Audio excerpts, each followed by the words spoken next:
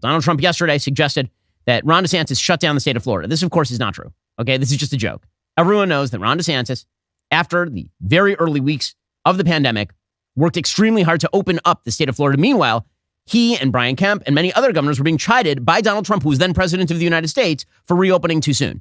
So Trump is just rewriting history here. It's not true, and it's morally bad to lie. Okay, it is morally bad to lie, but is that going to hurt him politically in any way? Hasn't so far. I own a small business and time is money. Would you ever allow a shutdown in the future? A shutdown in terms of COVID? Mm-hmm. Or yes. A shutdown in terms of budget? Because, they're talking about a budget shutdown right now, but you're talking about a COVID shutdown. Correct. No, I wouldn't. And I never did. I let the governors make their decisions. And some of them, like from South Carolina, Henry McMaster, and frankly, North Dakota, a few of them, Tennessee, they didn't shut down at all. Florida did shut down. Ron DeSantis shut down. Or, as he's known, Ron DeSanctimonious. He shut his state down very violently, actually, and shut the highways down, the roads down. But we had, I'm a federalist in a sense, because that's the federalist way. No, I didn't actually have a shutdown, despite the fact that some people wanted to, and some people didn't want to. But we had some great governors, and the governors that did the best job were Republican governors, and they were the ones that didn't shut down. Okay, by the way, he was ripping many of those Republican governors at the time. He sort of sideswipes at DeSantis, obviously. Poorly motivated. He still thinks that DeSantis could do him some damage in Iowa. But is he deeply worried about either DeSantis or Haley at this point? I mean, by the polling numbers, the answer is no. A few decades ago, private citizens used to be mostly that, private. Well, the internet has now changed everything. Think about everything you've browsed, searched for, watched, tweeted. Now imagine all of that data being crawled through, collected, aggregated by third parties into a permanent public record. Your record. Having your private life exposed for others to see, that was something that only celebrities used to worry about. But in an era where everyone is online, everyone is now a public figure. To keep my data private, when I go online, I turn to ExpressVPN. Did you know there are hundreds of data brokers out there whose sole business is to buy and sell your data? The worst part, they don't have to tell you who they're selling it to or get your consent. One of the data points is your IP address. Data harvesters use that IP to uniquely identify you and your location. But with ExpressVPN, my connection gets rerouted through an encrypted server. My IP address is masked. Every time I turn ExpressVPN on, I'm given a random IP address shared by other ExpressVPN customers, which makes it much more difficult for third parties to identify me and harvest my data. The best part, it's really easy to use ExpressVPN. No matter what device you are on, phone, laptop, smart TV, all you have to do is tap one button and now you're protected. So if, like me, you believe your data is your business, secure yourself with the #1 rated VPN on the market. Visit expressvpn.com/Ben. Get 3 extra months for free. That's expressvpn.com/Ben. He's on with Bret Baier last night. And again, Donald Trump has shifted to the general election. He's already talking general election talk. So it was kind of fascinating to watch him work because, again, this campaign is very likely at this point, statistically speaking, to come down to Donald Trump versus Joe Biden. So Donald Trump was asked by Bret Baier about political violence. Donald Trump had suggested that if, for example, he ends up being jailed after being prosecuted, that will lead to political violence, to bedlam is the word that he used. Bret Baier asks him about that, and Trump cleans it up. Can you say tonight that political violence is never acceptable? Well, of course that's right. And, of course, I'm the one that had very little of it. Take a look at wars. Again, I didn't start. I wasn't involved in wars. We beat the hell out of ISIS. We won 100%. We brought our troops back home. Look at the violence that we've had. Look at the violence we have recently. Right, but when you say bedlam, what do you mean? I think you have bedlam. I think you look at Joe Biden, it's bedlam. You have a man who can't lead. You have a man who can't find his way off a stage after he makes a speech that lasts for about 2 minutes.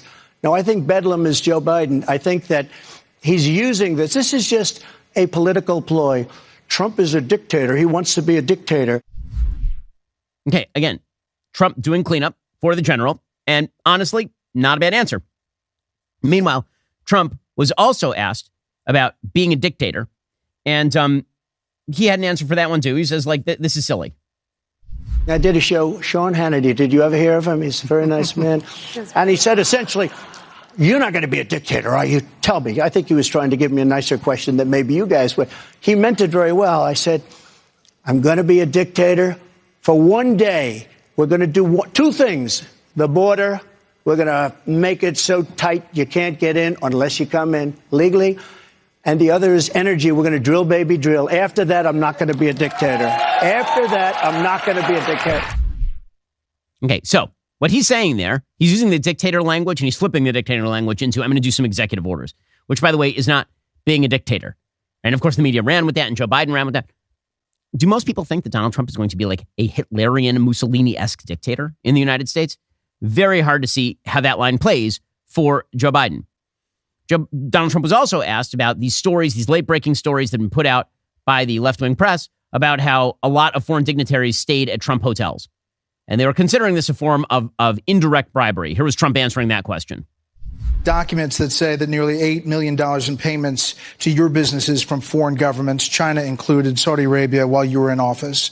They say Article 1 of the Constitution says you can't accept money from foreign governments while president. Would you pledge to divest from your business in a second term as other presidents have done? So that's what they're reporting. I own hotels all over I don't get free money.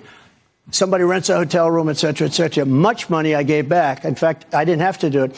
You know, George Washington was a very rich man. People don't know that. In his essentially White House, which wasn't built, but they had an office, he had a business desk and he had a country desk right next to each other. You're allowed to do that. I didn't do it. I put everything in trust. And if I have a hotel and somebody comes in from China, that's a small amount of money. You know, it sounds like a lot of money. That's a small. But I was doing services for that. People were staying in these massive hotels, these beautiful hotels, because I have the best hotels. I have the best clubs. I have the best clubs. I have great stuff. And they stay there and they pay. I don't get $8 million for doing nothing like Hunter. I don't get $500,000. I don't get $500,000 for doing a painting. It's not a bad idea, I guess, if you can get away with it. And this is where Biden is going to be vulnerable. He's going to be vulnerable. Like all these attacks on Trump, I don't think that they are going to hunt. Meanwhile, in terms of the actual policy, Trump, as I say, he's pivoted toward the general. So on abortion, he understands that the abortion issue has not been a winner for Republicans on the federal level. The abortion issue, I mean, listen, I'm as pro-life as it gets. The reality is that by polling data, the American people, broad writ, and again, it's a state-by-state issue now, thanks to the overturning of Roe versus Wade, which is correct and good. In certain states, like the state of Florida, you're getting a heartbeat bill. In certain states, like New York, you're going to get abortion until you're 83 years old.